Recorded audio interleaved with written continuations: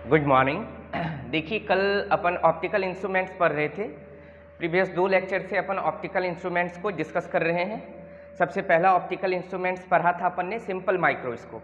हमने बताया कैसे वो बनाया जाता है, उसका रे डायग्राम, होती क्या है सिंपल माइक्रोस्कोप, क्या काम करते हैं इस सिंपल माइक्रोस्कोप की हेल्प से, इसका मैग्नीफाइंग पावर क्या होती है, इस पर क्वेश्चंस भी अपन ने प्रीवियस लेक्चर में किया था। उसके बाद नेक्स्ट नंबर का ऑप्टिकल इंस्ट्रूमेंट्स था कंपाउंड माइक्रोस्कोप। क्या था? Compound microscope.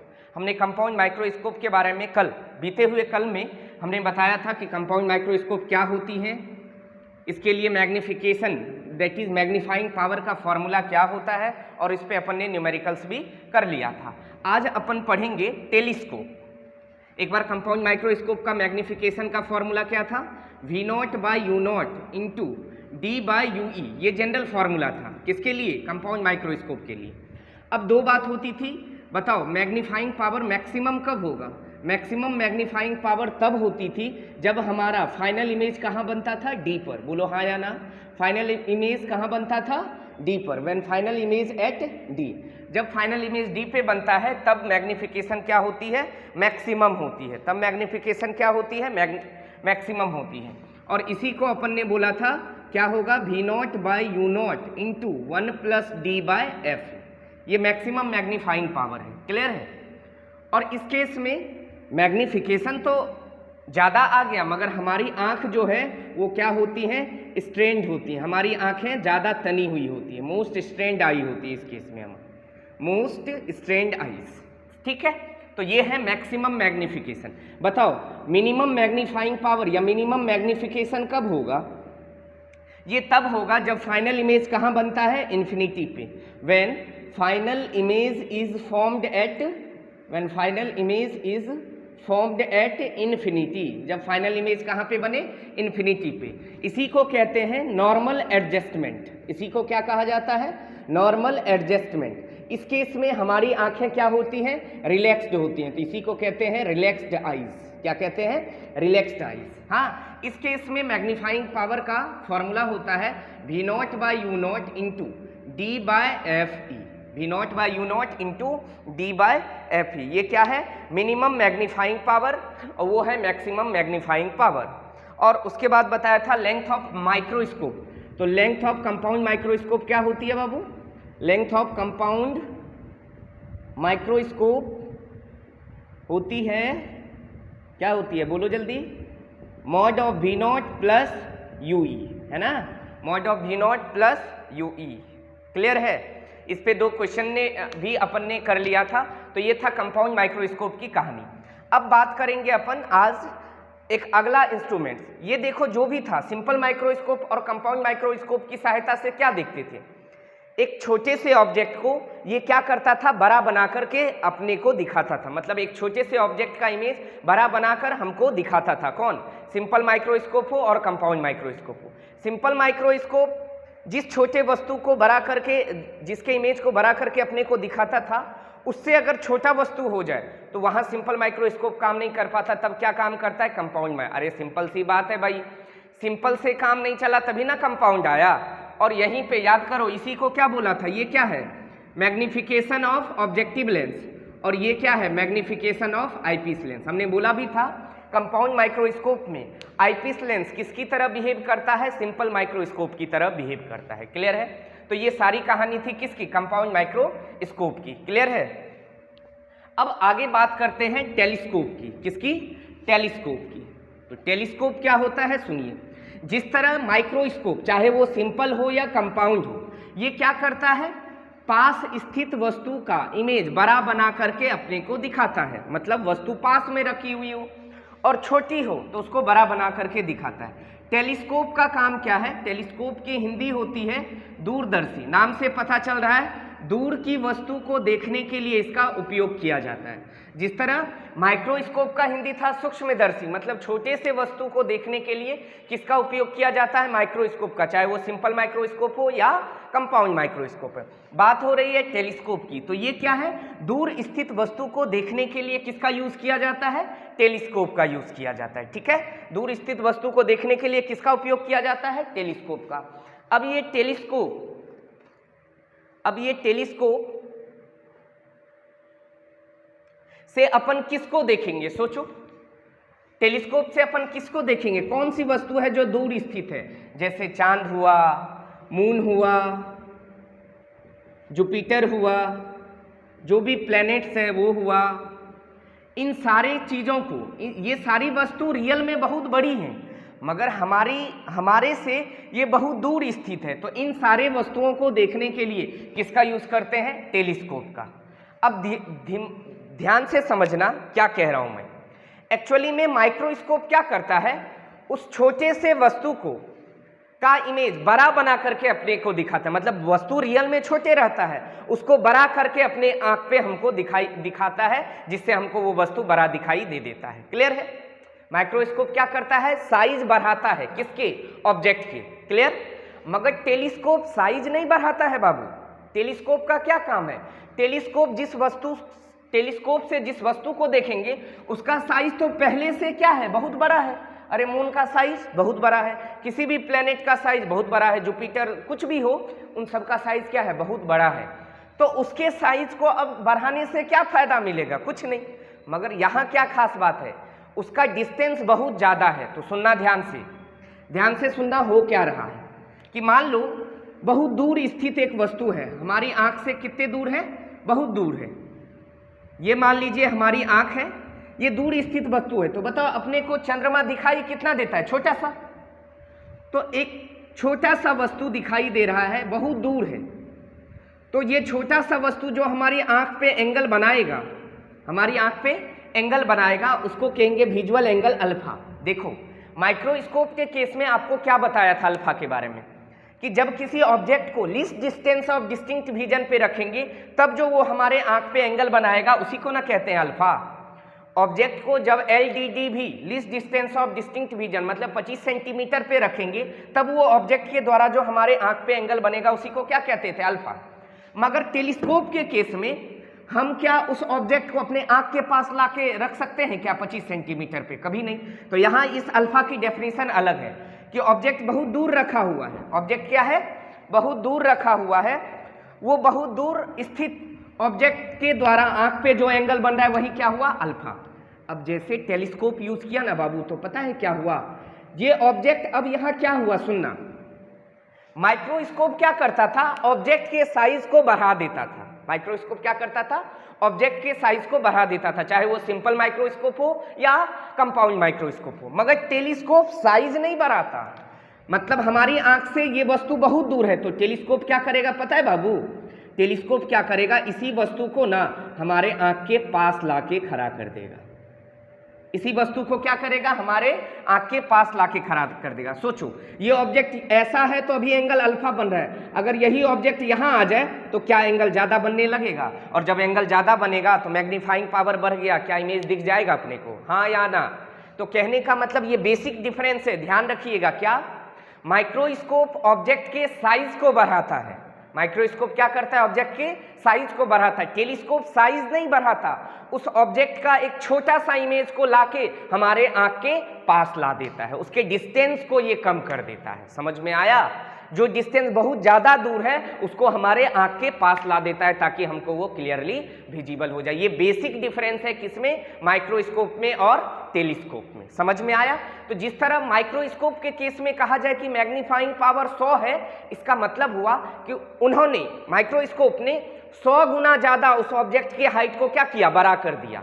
मगर किसी टेलीस्कोप का मैग्नीफाइंग पावर अगर 100 है, इसका मतलब उस ऑब्जेक्ट का जो छोटा सा इमेज बनाया उसका 100 गुना डिस्टेंस पास ला दिया। कौन, टेलीस्कोप ने। ये अंतर है, एक है माइक्रोस्कोप जो साइज बढ़ाता है और टेलीस्कोप है जो डिस्टेंस को घटाता है। समझ में आया, ये बेसिक डिफरेंस है किसमें, माइक्रोस्कोप एंड टेलीस्कोप में। ठीक है, अब बात करते हैं, अपने को दो तरह का टेलीस्कोप पढ़ना होता है। कौन कौन सा, एक रिफ्रैक्टिंग टेलीस्कोप और एक रिफ्लेक्टिंग टेलीस्कोप। दो तरह के टेलीस्कोप पढ़ना है,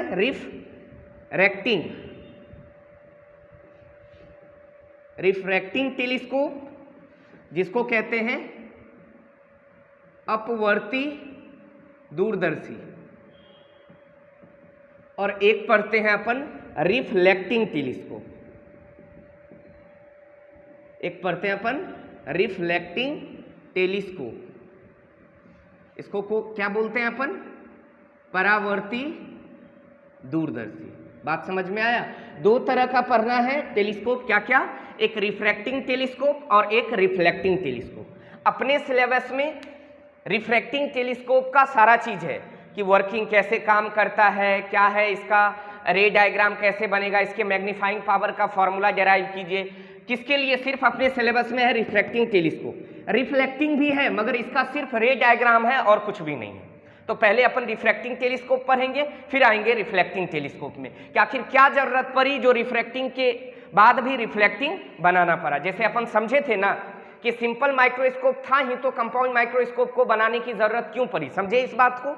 अब अपन पढ़ रहे हैं, पहले पढ़ेंगे रिफ्रैक्टिंग टेलीस्कोप क्या है, फिर उसके बाद क्या पढ़ेंगे? Reflecting telescope. एक एक करके पढ़ते हैं, आराम से समझने की कोशिश करिए। आइए रिफ्रैक्टिंग टेलीस्कोप अपन पढ़ेंगे।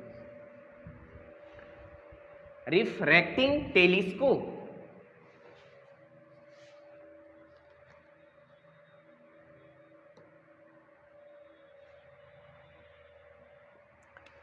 हाँ, तो अपन बात किसकी कर रहे हैं बाबू?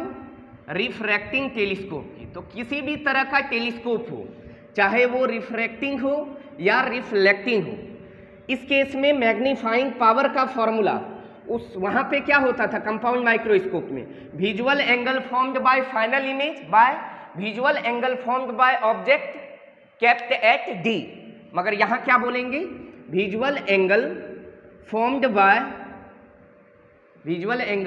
बाय फाइनल इमेज, मतलब जो लास्ट में अंतिम इमेज बना उसके द्वारा जो हमारे आंख पे एंगल बन रहा है। Visual angle formed bye final image by visual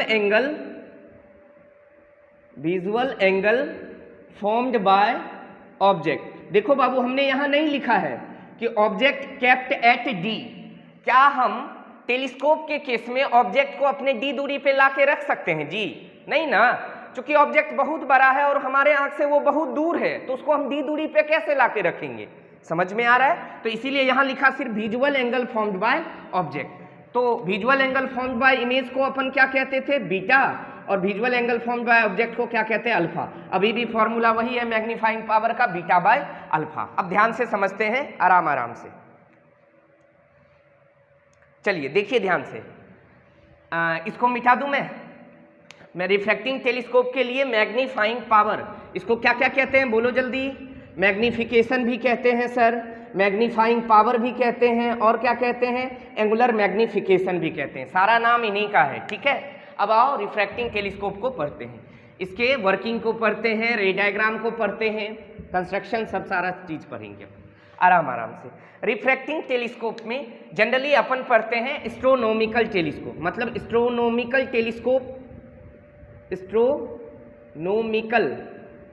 telescope एक तरह का क्या है? ये रिफ्रैक्टिंग टेलीस्कोप है। एस्ट्रोनॉमिकल टेलीस्कोप क्या है? ये रिफ्रैक्टिंग टेलीस्कोप है। इसको हिंदी में कहते हैं खगोलीय दूरदर्शी। मतलब जो अपन पढ़ रहे हैं वो रियल में एस्ट्रोनॉमिकल टेलीस्कोप है। तो एस्ट्रोनॉमिकल टेलीस्कोप एक वैरायटी है किसका? रिफ्रैक्टिंग टेलीस्कोप का। तो हम यही पढ़ रहे हैं। देखो होता क्या है, इसमें एक लेंस लगी होती है ऑब्जेक्ट के पास, जिसको अपन कहेंगे ऑब्जेक्टिव लेंस। यहाँ पे अब ध्यान, ऑब्जेक्ट के पास नहीं होगा, ऑब्जेक्टिव लेंस का यहाँ जो अपर्चर है वो लार्ज है, बड़ा बनाया है। मतलब इसका अपर्चर क्या है? लार्ज अपर्चर है। लार्ज अपर्चर होगा इसका मतलब श्योर है फोकल लेंथ भी क्या होगी? लार्ज होगी, बड़ी होगी। लार्ज फोकल लेंथ एफ, सही है। तो इसका अपर्चर भी बड़ी है और फोकल लेंथ भी बड़ा। क्यों बनाते हैं बड़ा? बता रहा हूं। और एक क्या है? एक है आईपीस लेंस। इसको क्या नाम दिया अपन ने? Objective lens, convex objective lens. और एक क्या है? Eyepiece lens.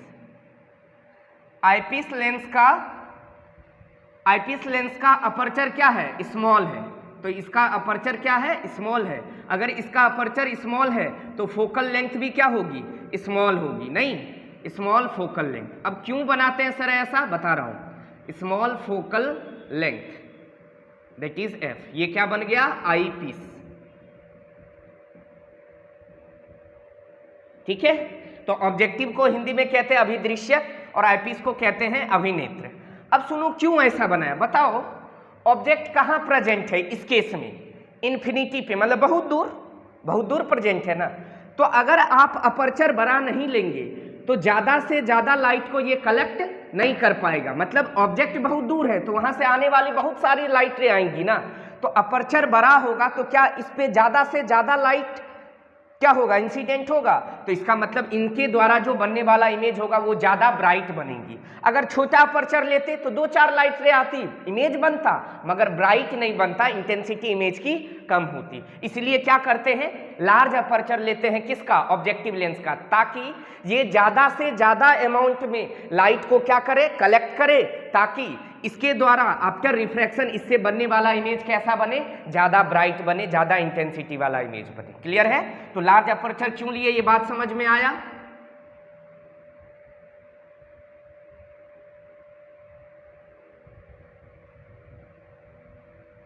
थोड़ा सा बीच में, चलो इधर देखो बाबू, बोलो ऑब्जेक्ट कहाँ है, ध्यान से, ऑब्जेक्ट कहाँ है, इन्फिनिटी पे। तो बताओ इन्फिनिटी से आने वाली लाइटें क्या होती है, आपस में भी पैरेलल होती हैं और प्रिंसिपल एक्सिस के भी पैरेलल होती हैं। अभी हम मान लेते हैं वो सिर्फ आपस में पैरेलल है, तो एक लाइट रे को ऐसे भेज दिया आफ्टर ऐसे, और एक लाइट रे ऐसे आ रही हैं, ठीक। ये क्या है, इन्फिनिटी पे एक ऑब्जेक्ट रखा हुआ है, कहाँ पे, इन्फिनिटी पे। ऑब्जेक्ट का नाम दे दो ए बी, अरे वो चांद जुपिटर वो सब है जो कहाँ है, इन्फिनिटी पे। तो इन्फिनिटी से आने वाली लाइट रे आपस में पैरेलल है। एक लाइट रे कहाँ से पास किया, ऑप्टिकल सेंटर से, कहाँ से, ऑप्टिकल सेंटर से। तो ऑप्टिकल सेंटर से पास होने वाली लाइट रे अनडिविएटेड गई, एक यहाँ आया तो आफ्टर रिफ्रैक्शन ये बेंड करेगा और यहाँ जाके मिल गया, और यहाँ क्या बन जाएगा बाबू, यहाँ बन जाएगा इसका इमेज। इमेज का नाम क्या होगा, ध्यान से देखो, इमेज का नाम होगा ए बी, तो इसका इमेज बन जाएगा मान लो ए डैश बी डैश। बोलो यहाँ तक कोई परेशानी नहीं है, ठीक। अब ये इमेज इस आईपीस लेंस के लिए किसकी तरह बिहेव करेगा, वर्चुअल ऑब्जेक्ट की तरह, किसकी तरह। अच्छा बताओ ये कहाँ मिल रहा होगा ये इमेज, तो इन्फानाइट से आने वाली लाइट से कहाँ पे कन्वर्ज होती हैं, कहाँ पे, फोकस पे। तो मतलब यहाँ जो है ये पॉइंट जो है ये रियल में क्या है, ये पॉइंट है ऑब्जेक्टिव का फोकस। मतलब ये इमेज बना क्या, ए डैश बी डैश, मतलब यहाँ से यहाँ तक के डिस्टेंस को कहेंगे फोकल लेंथ एफ ओ। अब ये जो इमेज बना ना,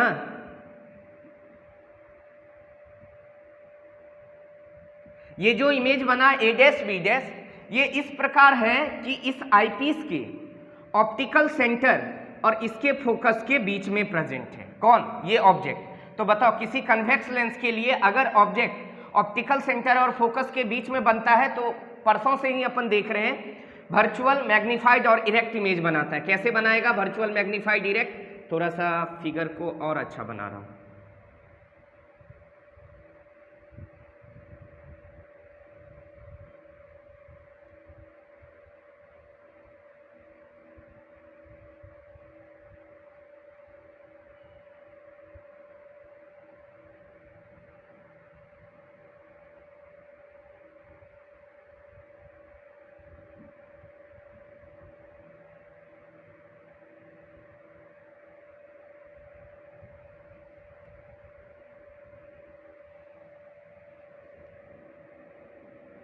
एक मिनट,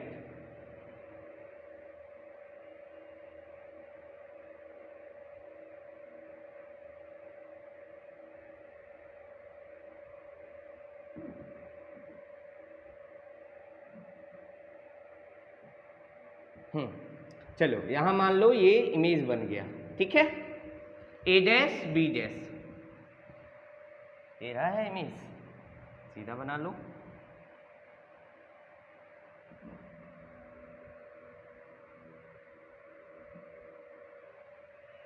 ए डैश बी डैश क्या बन गया, इमेज बन गया। बोलो यहां तक कोई दिक्कत है। अब आराम से, गंदा बन गया फिगर ना, कोई नहीं, ठीक है, अब सही है, आराम से देखो। एग्जाम सब में इन सारे फिगर को पेंसिल से बनाना, अच्छे से बनाना, लाइट रे सीधी आनी चाहिए, अच्छे से प्रैक्टिस कर लो, क्योंकि फिगर सब देखकर ही एग्जामिनर का मन खुश हो जाता है, वो आपका नंबर नहीं काटेगा। फिगर सब अच्छी होनी चाहिए, जो चीज़ लिख रहे हैं उसको अच्छे वे में, अच्छे लैंग्वेज में एक्सप्लेन कर देना है, बाकी और कोई रॉकेट साइंस नहीं लगाना है उसमें। चलो, ये यहाँ आके क्या बना दिया, इमेज बना दिया, सही है। अब ध्यान से सुनिएगा, बताइए अब ये ऑब्जेक्ट कहाँ है, इस आईपीस लेंस के ऑप्टिकल सेंटर और फोकस के बीच है। तो यहाँ से यहाँ के डिस्टेंस को कह दें यूई, क्या कह दें, यूई। मतलब ये आईपीस लेंस के लिए ऑब्जेक्ट है ना, तो यहाँ से एक लाइट रे को कैसे गिराइए, पैरेलल। आफ्टर रिफ्रैक्शन ये इधर चली जाएंगी, और एक लाइट रे को कहाँ गिराइए, ऑप्टिकल सेंटर पे, तो ये अनडेविएटेड चली जाएगी। तो ये लाइट रे आगे कहीं मिलेगी नहीं, तो इसको पीछे बढ़ाइए,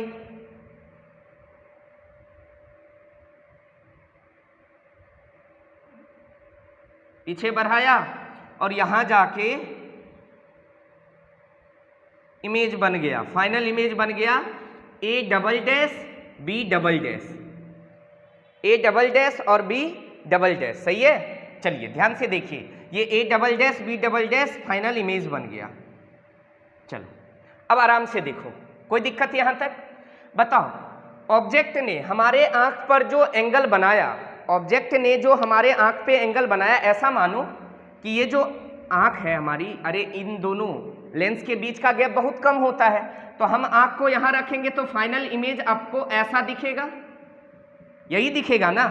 अब फाइनल इमेज सोचो आपको उल्टा दिख रहा है, कैसा दिख रहा है, उल्टा। मगर होता क्या है, उसमें एक और लेंस लगा देते हैं ताकि इसी इमेज को वो सीधा बना करके दिखा देता है, तो दूर स्थित वस्तु अपने को सीधी दिख जाती है, कोई दिक्कत नहीं होता। अरे फाइनल इमेज बना कैसा, उल्टा, मगर एक और लेंस लगा देते हैं जिसका काम होता है कि उसको सीधा बना करके दिखा देना। अब समझो, ये ऑब्जेक्ट मान लो हम आंख को यहीं रख लें, कहाँ, ऑब्जेक्टिव के पास, तो ये मान लें कि ये ऑब्जेक्टिव लेंस पे ये ऑब्जेक्ट कितना एंगल बना रहा है, अल्फा। कौन, अल्फा। आंख मेरी यही है, अगर ये अल्फा है तो बोलो बाबू ये भी अल्फा होगा, वर्टिकली अपोजिट एंगल से। अरे ये लाइट रे इंटरसेक्ट कर रही है, ये अल्फा, तो ये भी अल्फा होगा, कोई दिक्कत। अच्छा, और फाइनल इमेज जो हमारी आंख पे इमेज बनाते हैं, तो फाइनल इमेज ये हमारी आंख पे कितना एंगल बना रहे, तो बीटा बोल दिया, कोई दिक्कत, बोलो कोई दिक्कत है नहीं। अब ध्यान से समझो, बताओ क्या ये अल्फा और बीटा बहुत छोटा एंगल होगा, तो tan अल्फा बहुत छोटा है, तो इसको अप्रोक्सीमेट अल्फा के बराबर लिख दें। tan अल्फा बराबर बोलो होगा क्या, इस ट्रेंगल में देखो tan थीटा बराबर होगा परपेंडिकुलर अपॉन बेस, मतलब a dash b dash by FO, क्या होगा, a डैश। अरे भाई यहां से इस ट्रेंगल में देखो ना, a dash b dash, tan alpha बराबर tan थीटा बराबर perpendicular upon base a dash b dash by FO, तो tan अल्फा बराबर क्या लिख देंगे, a dash b dash by FO। उसी तरह tan बीटा क्या है, बीटा एंगल बहुत छोटा है, तो क्या tan बीटा को अप्रोक्सीमेट बीटा के बराबर लिखा जा सकता है। तो ये बीटा देखो, फाइनल इमेज कितना बड़ा बन रहा है ये आपको पता नहीं है, तो इसी ट्रेंगल में आप चाहते तो tan बीटा बराबर लिख सकते थे a double dash b double dash by this one. चाहे तो आप इस ट्रेंगल में भी तो tan बीटा निकाल सकते हैं, a dash b dash by UE. अरे इस छोटे से ट्रेंगल में tan बीटा बराबर a dash b dash by UE, तो क्या लिखेंगे, a dash b dash by UE. यहां तक बोलो कोई परेशानी, बोलो कोई दिक्कत है। tan अल्फा इस ट्रेंगल में देखा, यहां देखो ये ट्रेंगल, ये ट्रेंगल में tan अल्फा किसके बराबर होगा, tan थीटा बराबर perpendicular upon base, perpendicular a dash b dash, base क्या हो गया FO, वही लिखा। tan बीटा देखो, ये एक ट्रेंगल यहां भी है, ये भी तो छोटा ट्रेंगल दिख रहा है, और एक बड़ा ट्रेंगल दिख रहा है। हमने सर बड़ा ट्रेंगल क्यों नहीं लिया, ये लाइन इसी से पास हो रही है ऐसे, ये बड़ा ट्रेंगल क्यों नहीं लिया भाई, ये हाइट पता तो नहीं है ना, मगर इस ऑब्जेक्ट का ये छोटा सा जो इमेज बना इसके बारे में अपने को पता रहेगा। तो इस ट्रेंगल में अपन लगा दिया tan बीटा बराबर परपेंडिकुलर अपॉन बेस, परपेंडिकुलर कितना a dash b dash, base कितना यूई। बोलो यहां तक कोई दिक्कत, बोलो हाँ या ना। अब बताओ मैग्नीफाइंग पावर का फॉर्मूला अभी क्या पढ़ाया, बीटा बाय अल्फा, किसके लिए, टेलीस्कोप के लिए। बीटा की value a dash b dash by UE बटे अल्फा की value a dash b dash by FO, सही बात है। a डैश b डैश से a डैश b डैश निपट गया, FO ऊपर चला गया, तो यहाँ से मैग्नीफाइंग पावर हो गया टेलीस्कोप के लिए FO बाय यूई। क्या आया, टेलीस्कोप के लिए मैग्नीफाइंग पावर का फॉर्मूला क्या आया, FO बाय यूई। क्लियर है? FO बाय UE, कोई दिक्कत? अब वही बात जिस तरह अपन ने कंपाउंड माइक्रोस्कोप और सिंपल माइक्रोस्कोप में किसकी बात करी थी, मैक्सिमम एंड मिनिमम मैग्निफिकेशन की, वही बात करते हैं। तो ये क्या आया, मैग्नीफाइंग पावर का फॉर्मूला आया टेलीस्कोप के लिए FO by UE, FO by UE, FO by UE। अब बताओ केस फर्स्ट, बोलो मैक्सिमम मैग्निफिकेशन या मैक्सिमम मैग्नीफाइंग पावर कब होगा, बोलो जल्दी। मैक्सिमम मैग्नीफाइंग पावर, अब तो रटा जाना चाहिए ना भाई, मैक्सिमम मैग्निफिकेशन कब होगा? तो आप ही ना बोला, देखो अभी मैग्नीफाइंग पावर का फॉर्मूला पढ़ा था बीटा बाय अल्फा, अल्फा को चेंज कर नहीं सकते, बीटा हमारे हाथ में है। बीटा क्या होती है, फाइनल इमेज के द्वारा बनने वाला एंगल कहाँ पे, आंख पे। तो बीटा कब मैक्सिमम होगा, जब इमेज जितना ज़्यादा पास होगा, चूंकि जितना ज़्यादा पास होती है एंगल उतना ज़्यादा बड़ी बनती है। बीटा मतलब इमेज को कितना हाईएस्ट पास ला सकते हैं, डी के बराबर, डी से ज़्यादा पास लाएंगे तो भी आंख दिखा नहीं पाएंगे। तो हम ऐसा कह दें मैक्सिमम मैग्निफिकेशन तब होगा जब हमारा final image, when final image is formed at, जब हमारा फाइनल इमेज कहाँ पे बनेगा, when final image is formed at D, least distance of distinct vision पे। इस केस में हमारी आंखें क्या होगी, मोस्ट स्ट्रेंड होगी, हमारी आंखें बहुत ज़्यादा तनी हुई होंगी, मतलब इमेज को बड़ा बना करके तो दिखा देगा मगर आंख पे ज़्यादा जोर पड़ेगा, प्रेशर पड़ेगा आंख पे, है ना। तो इस केस में हमने क्या बोला, इमेज कहाँ बना, -D, नहीं, इमेज डिस्टेंस क्या हो गया आईपीस के लिए, फाइनल इमेज किसके द्वारा बन रहा है, final image is formed by eyepiece lens, eyepiece के द्वारा ही ना फाइनल इमेज बन रहा है, कहाँ पे, डी पे। तो फाइनल इमेज आईपीस के लिए इमेज डिस्टेंस क्या लिख दें, -D, आईपीस के लिए ऑब्जेक्ट डिस्टेंस को क्या लिख दें, -U, सही है, क्या लिख दिया, आईपीस के लिए ऑब्जेक्ट डिस्टेंस को क्या लिख दिया, -UE। अब फोकल लेंथ तो क्या होगा, +FE, लगा दे formula, 1/V -1/U is equal to 1/F, length formula, V के जगह -D, -U के जगह -UE बराबर 1/FE, ये बन गया +1/UE बराबर, इधर आ गया तो ये बन गया 1/D +1/FE, 1/UE की वैल्यू आ गई, यहाँ पुट कर दो, m बराबर क्या आया था, FO/UE, क्या इसी को लिख सकते हैं, FO × 1/UE, FO 1/UE को क्या लिखेंगे, 1/D +1/FE। तो यहाँ से आ गया मैक्सिमम मैग्नीफाइंग पावर, आ गया क्या आ गया,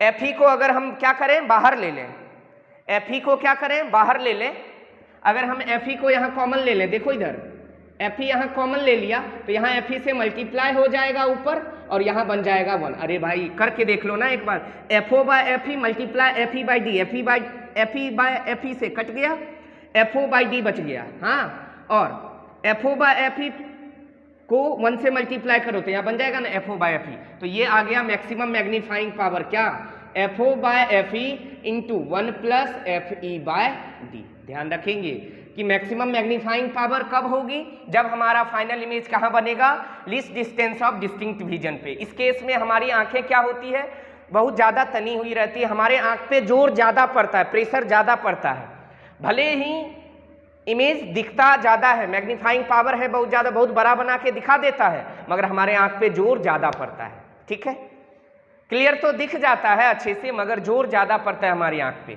तो ये है हुआ मैक्सिमम मैग्नीफाइंग पावर का फॉर्मूला। तो हम क्या कह दें, मैक्सिमम मैग्नीफाइंग पावर कितने आया, FO/FE × 1 + FE/D, यही आया क्या। और ऐसा कब होगा, जब फाइनल इमेज कब कहाँ बनेगा, least distance of distinct vision पे, FO/FE × 1 + FE/D, सही है। अब आते हैं मिनिमम, मिनिमम कब होगा, मिनिमम मैग्निफिकेशन, केस 2, ये था मैक्सिमम मैग्निफिकेशन। अब क्या पढ़ेंगे अपन, केस 2 मिनिमम मैग्निफिकेशन। देखो ध्यान से, केस 2 क्या है, मिनिमम मैग्निफिकेशन। अब आप बताओ मिनिमम मैग्निफिकेशन कब होगा, याद करो सर, मैग्नीफाइंग पावर का फॉर्मूला तो एक ही है, β/α, अल्फा में चेंज कर नहीं सकते, क्यों, अल्फा किसके द्वारा एंगल है, ऑब्जेक्ट के द्वारा आंख पे बनने वाला एंगल यहाँ है, ऑब्जेक्ट इस बार D डिस्टेंस पे नहीं रखा है, ध्यान रखेंगे। माइक्रोस्कोप में, कंपाउंड माइक्रोस्कोप में ऑब्जेक्ट को D दूरी पे रखा जाता था, क्योंकि यहाँ तो ऑब्जेक्ट अपने पहले ये से बहुत दूर है, तो उसको हम डी दूरी पे कैसे लाएंगे ऑब्जेक्ट को? तो मिनिमम मैग्निफिकेशन तब होगा जब बीटा मिनिमम होगा। बीटा क्या है? इमेज के द्वारा बनने वाला एंगल हमारी आंख पे। अब बीटा मिनिमम कब होगा? एंगल मिनिमम तब होता है जब वो बहुत दूर हो ऑब्जेक्ट, मतलब इमेज जब बहुत दूर बने तब जाके उनके द्वारा बनने वाला एंगल हमारे आंख पे मिनिमम होगा। और इमेज सबसे ज्यादा दूर कब बन सकता है और कहाँ बन सकता है? इन्फिनिटी पे। तो हम ऐसा कह दें मिनिमम मैग्निफिकेशन तब होगा जब हमारा final image, when final image is formed at, जब हमारा फाइनल इमेज कहाँ बने?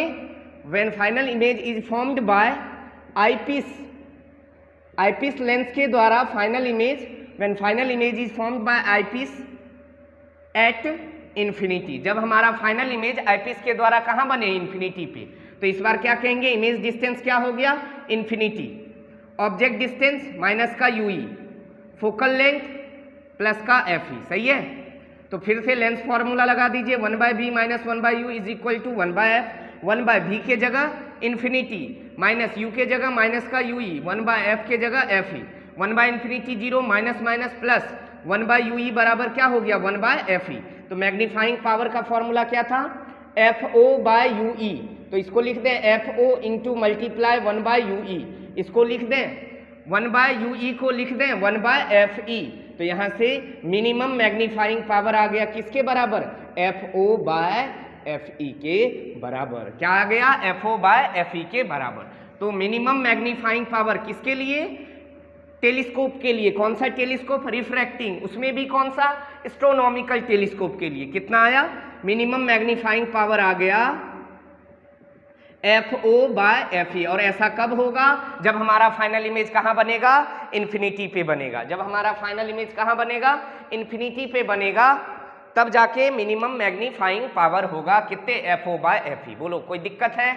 अच्छा, इस केस में इसी केस को कहते हैं नॉर्मल एडजस्टमेंट। क्या कहते हैं इसको? Normal adjustment. और इसका ही एक नाम और है। क्या? इस केस में हमारी आंखें क्या होती है?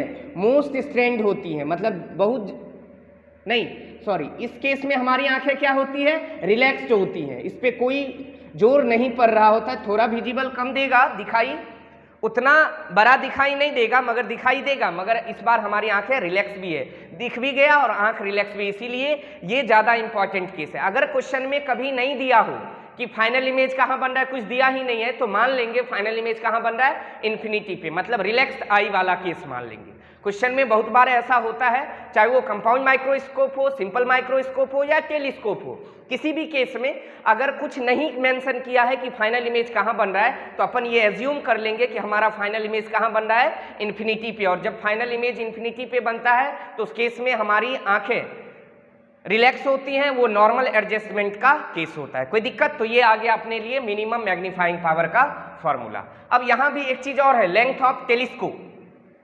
टेलीस्कोप का लेंथ क्या होगा? ऑब्जेक्टिव लेंस और आईपीस लेंस के बीच का लंबाई।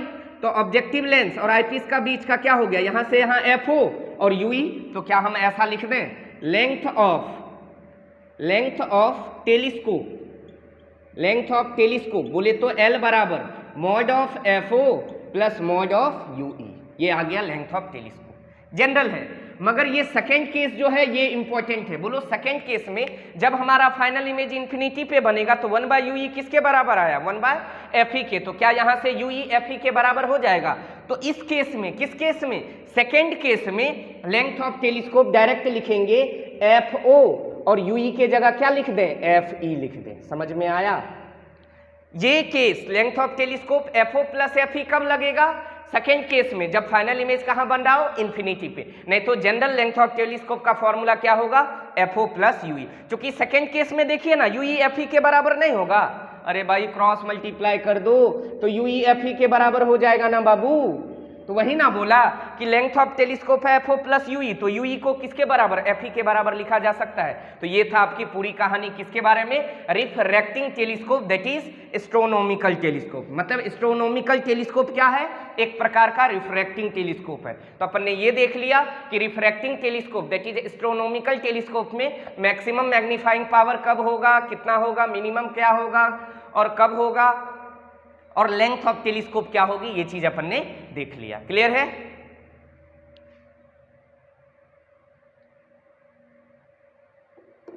चलिए अब इस पे क्वेश्चन करते हैं, समझ में आ जाएगा। अपन यहां फॉर्मूला लिख के रख लेते हैं। देखो इसको अगर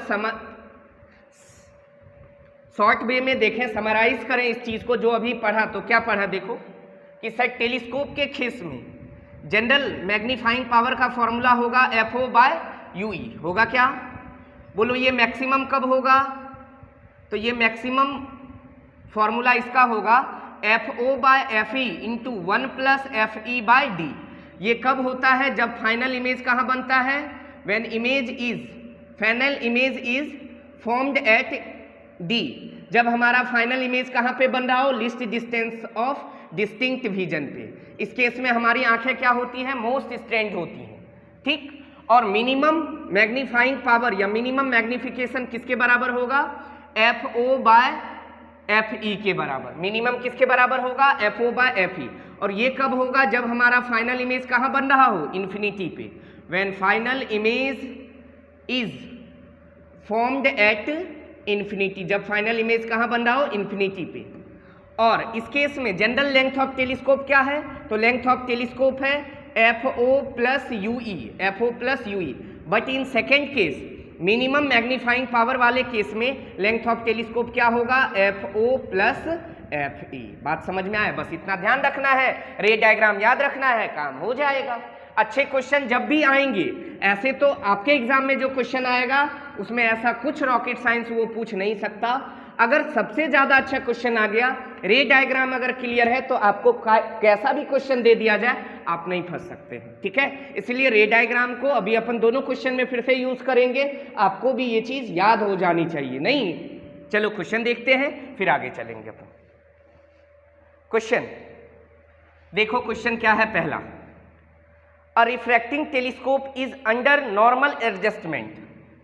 अ refracting telescope is under normal adjustment। A refracting telescope is under normal adjustment and magnifying power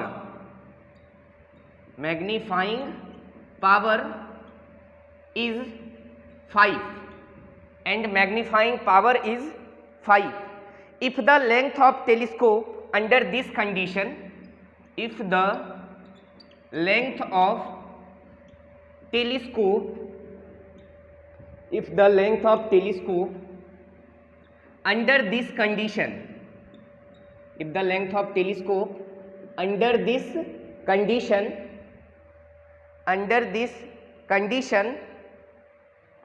bracket में when final image is formed at, अरे भाई नॉर्मल एडजस्टमेंट में फाइनल इमेज कहाँ बनेगा? इन्फिनिटी पे। इज 150 सेंटीमीटर, मतलब लेंथ ऑफ टेलीस्कोप के बारे में लिखा है कि if the length of telescope under this condition is 150 centimetre, find then calculate FO and FE। तो बताइए FO and FE की वैल्यू क्या होगी, ये आपसे पूछा है। पहले क्वेश्चन समझिए क्या कह रहा है। क्वेश्चन कह रहा है क्या कि एक रिफ्रैक्टिंग टेलीस्कोप है जिसमें क्या दे रखा है? Is under normal adjustment. बताओ नॉर्मल एडजस्टमेंट कब बोलते हैं अपन? जब फाइनल इमेज कहाँ बनता है? इन्फिनिटी पे। वैसे क्वेश्चन में लिख भी दिया है। तो सबसे पहले अपन रे डायग्राम बना लेते हैं। देखो कैसे। ऑब्जेक्टिव लेंस बड़ी होती है, एक रफ रे डायग्राम। ऑब्जेक्टिव बड़ी होती है, आईपीस क्या होती है? छोटी होती है। ये इन्फिनिटी से लाइट रे आ रही हैं,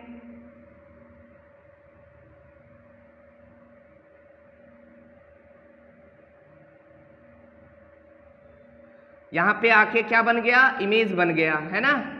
ये इमेज बन गया। फिर यहाँ से ये लाइट रे ऐसे, ये आफ्टर रिफ्रैक्शन इधर,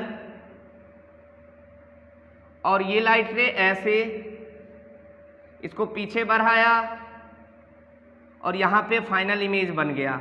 यहाँ पे ऑब्जेक्ट था AB, यहाँ बन गया A डैश B डैश, यहाँ बन गया A double dash B double dash, सही है। और क्वेश्चन में देखते हैं क्या क्या दे रखा है। A refracting telescope is under normal adjustment.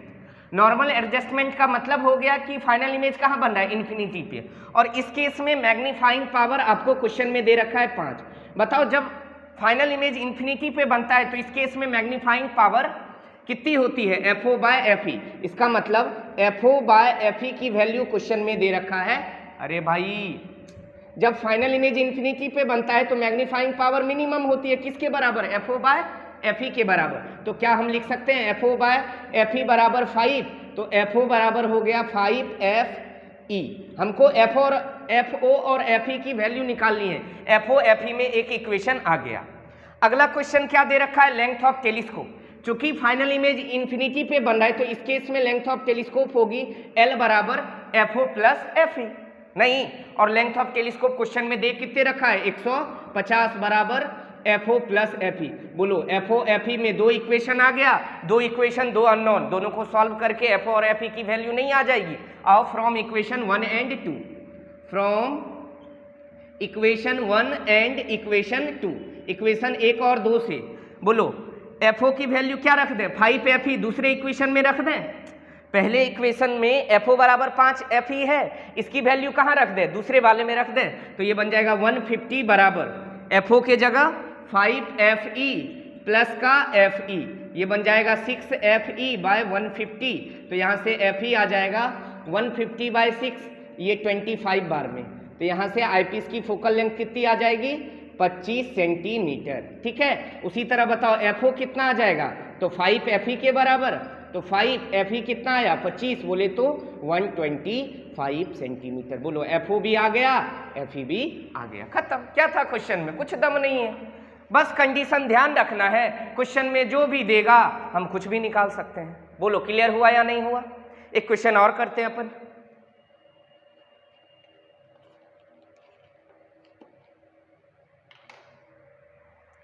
अगला क्वेश्चन,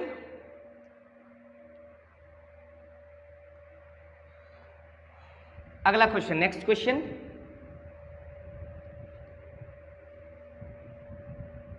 देखो नेक्स्ट क्वेश्चन क्या कह रहा है, if the focal length of objective lens, if the focal length of objective lens of refracting telescope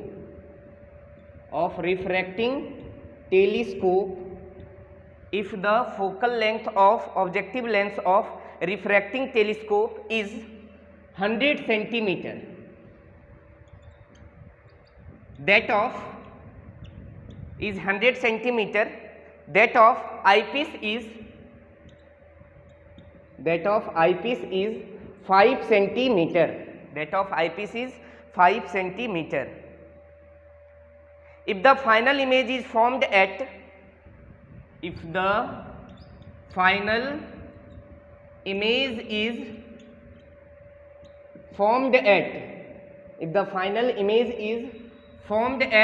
D बोले तो 25 सेंटीमीटर, मतलब least distance of distinct vision. If the final image is formed at D, find magnifying power MP, find magnifying power and length of telescope, find magnifying power and length of telescope. कि बताइए magnifying power कितना होगा और length of telescope कितना होगा, ये पूछा है। जबकि फाइनल इमेज कहाँ बन रहा है, इस बार क्वेश्चन में दे रखा है least distance of distinct vision पे। क्या रे डायग्राम फिर से वैसा ही बनेगा, फिर से हमने एक बार रफ रे डायग्राम बना के छोड़ दिया, मेरे पास ऑप्शन था इसलिए हमने मिटाया नहीं, वही है इसका भी रे डायग्राम। क्लियर। क्वेश्चन में देखो क्या क्या दे रखा है, ऑब्जेक्टिव का और आईपीस का क्या दे रखा है, फोकल लेंथ दे रखा है। ऑब्जेक्टिव का और आईपीस का क्या दे रखा है, फोकल लेंथ। ऑब्जेक्टिव का फोकल लेंथ दे रखा है 100 सेंटीमीटर, नहीं, और आईपीस का फोकल लेंथ दे रखा है 5 सेंटीमीटर। ऑब्जेक्टिव का फोकल लेंथ 100 सेंटीमीटर, आईपीस का focal length 5 centimetre. Final image किसके द्वारा बनता है, जल्दी बताओ, फाइनल इमेज किसके द्वारा बनता है, फाइनल इमेज किसके द्वारा बनता है? आईपीस के द्वारा। और कहाँ बन रहा है? फाइनल इमेज बन रहा है least distance of distinct vision, मतलब इमेज डिस्टेंस हो गया किसके बराबर? -d के बराबर। नहीं हो गया? इमेज डिस्टेंस किसके बराबर हो गया? -d के बराबर। बोलो हाँ या ना? सही है? इमेज डिस्टेंस किसके बराबर हो गया? -d के बराबर। ठीक है, तो ये हो गया -d, बोले तो -25 सेंटीमीटर। अच्छा, एक चीज, सबसे पहला क्वेश्चन क्या पूछा है? Magnifying power. जब फाइनल इमेज डी पे बनता है तो मैग्नीफाइंग पावर का फॉर्मूला बोलो, FO/FE इंटू 1 प्लस FE/D। देखो बाबू, यही है क्या? FO/FE into 1 plus FE/D। क्या FO पता है? हाँ सर 100। FE पता है? हाँ सर 5। 1 प्लस FE पता है 5। D पता है 25 सेंटीमीटर। 5 का 5 पचे 25। 100 से ये 20 बार में, तो ये बन गया M बराबर 20 इंटू 1 प्लस 1/5। इसको अपन ऐसा लिख दें बाबू, 20 एलसीएम लेंगे 5, 5 1 6, 6/5, 5 चौके 20। तो मैग्नीफाइंग पावर हो गया 6 चौके 24। तो बताओ, टेलीस्कोप का मैग्नीफाइंग पावर 24 आया, इसका क्या मतलब? उन्होंने उस बड़े से ऑब्जेक्ट के इमेज को इतना डिस्टेंस कम ला दिया, इतना गुना डिस्टेंस पास ला दिया। समझे? टेलीस्कोप डिस्टेंस को घटाता है, जबकि माइक्रोस्कोप चाहे वो सिंपल हो या कंपाउंड, वो साइज को बढ़ाता है। ठीक है, तो एक क्वेश्चन का तो आंसर आ गया मैग्नीफाइंग पावर का। अब बताओ लेंथ ऑफ टेलीस्कोप क्या होगी? बताओ लेंथ ऑफ टेलीस्कोप क्या होगी? लेंथ ऑफ टेलीस्कोप क्या होगी? बोलो जल्दी। लेंथ ऑफ टेलीस्कोप क्या होगी? तो लेंथ ऑफ टेलीस्कोप का फॉर्मूला क्या था? बोलो। फाइनल इमेज इंफिनिटी पे बन रहा है क्या? नहीं, तो FO प्लस FE तो नहीं होगा। तो लेंथ ऑफ टेलीस्कोप इस केस में क्या लिखेंगे? FO plus UE। अब UE पता है क्या? FO तो पता है मगर UE पता नहीं है। मगर UE पता करने के लिए देखो, FE पता है, V पता है, तो UE पता चल जाएगा। तो लगा दो लेंथ फॉर्मूला, 1/V माइनस का 1/U is equal to 1/F। 1/V के जगह माइनस का 25, माइनस U के जगह माइनस का UE, 1/F के जगह 5। सही है? तो ये बन गया 1/UE is equal to 1/5 plus 1/25। 5 और 25 का एलसीएम निकाला, 25 आ गया, 5 जा और 1 जा, तो ये बन गया 6/25। तो यहाँ से UE की वैल्यू आ गई कितनी? UE की वैल्यू आ गई 25/6। रेसिप्रोकल कर दिया, खत्म। FO कितना है? 100। UE कितना आया? 25/6। इसको सॉल्व कर लीजिए, तो ये बन जाएगा 100, 6 चौके 24, डेसिमल 1, 4 6 के 36, 4.16। तो लेंथ आ जाएगा 104.16 सेंटीमीटर। आ गया, खत्म, सिंपल। लेंथ ऑफ टेलीस्कोप आ गया कितना? 104.16 सेंटीमीटर। ठीक है, 104.16 सेंटीमीटर। ठीक है, तो ये बात थी किसकी? रिफ्रैक्टिंग टेलीस्कोप की। ठीक है, तो रिफ्रैक्टिंग टेलीस्कोप में अपन कौन सा पढ़ा? Astronomical telescope. अब पढ़ेंगे रिफ्लेक्टिंग टेलीस्कोप। अब क्यों पढ़ रहे हैं रिफ्लेक्टिंग? सर रिफ्रैक्टिंग से काम नहीं हो पा रहा था, कुछ तो गड़बड़ी होगा ना, या कुछ तो इसमें डिमेरिट आया होगा ना जो रिफ्लेक्टिंग बनाया गया होगा। आखिर क्या डिमेरिट आया, वो चीज को अभी अपन समझेंगे। ठीक है,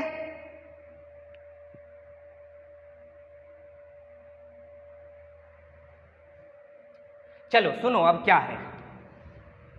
आखिर क्यों रिफ्रैक्टिंग टेलीस्कोप को हटा करके, मतलब कह रहे हैं हटा नहीं है, वो भी प्रेजेंट, मगर क्यों रिफ्लेक्टिंग बनाया गया, क्या कारण था? सुनिएगा।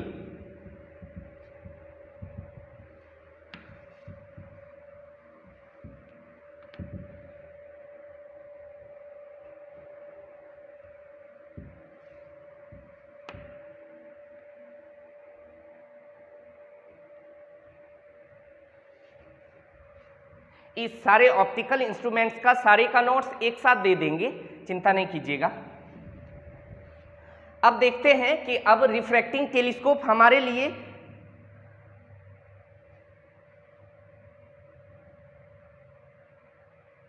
अब देखो रिफ्रैक्टिंग टेलीस्कोप में क्या क्या प्रॉब्लम आ रही है, एक्चुअली होती क्या है, ध्यान से देखना बाबू। रिफ्रैक्टिंग टेलीस्कोप में क्या क्या कमी है, क्या क्या डिमेरिट है, जिसके कारण अपने को रिफ्लेक्टिंग बनाना पड़ा। पहली बात सुनो ध्यान से, रिफ्लेक्टिंग टेलीस्कोप में ऑब्जेक्टिव लेंस जो है वो लार्ज अपर्चर का बनाते हैं। क्यों?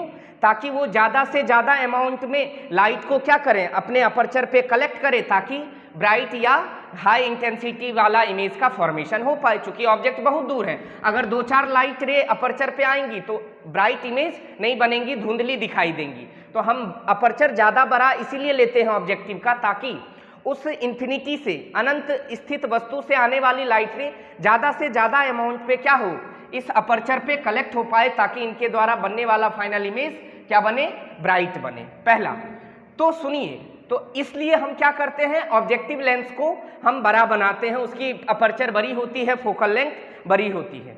अब होगा क्या, तो चूंकि अपर्चर बहुत बड़ा है और फोकल लेंथ बहुत बड़ा है, तो सबसे पहले बनाने में ही क्या होती है, कठिनाई होती है।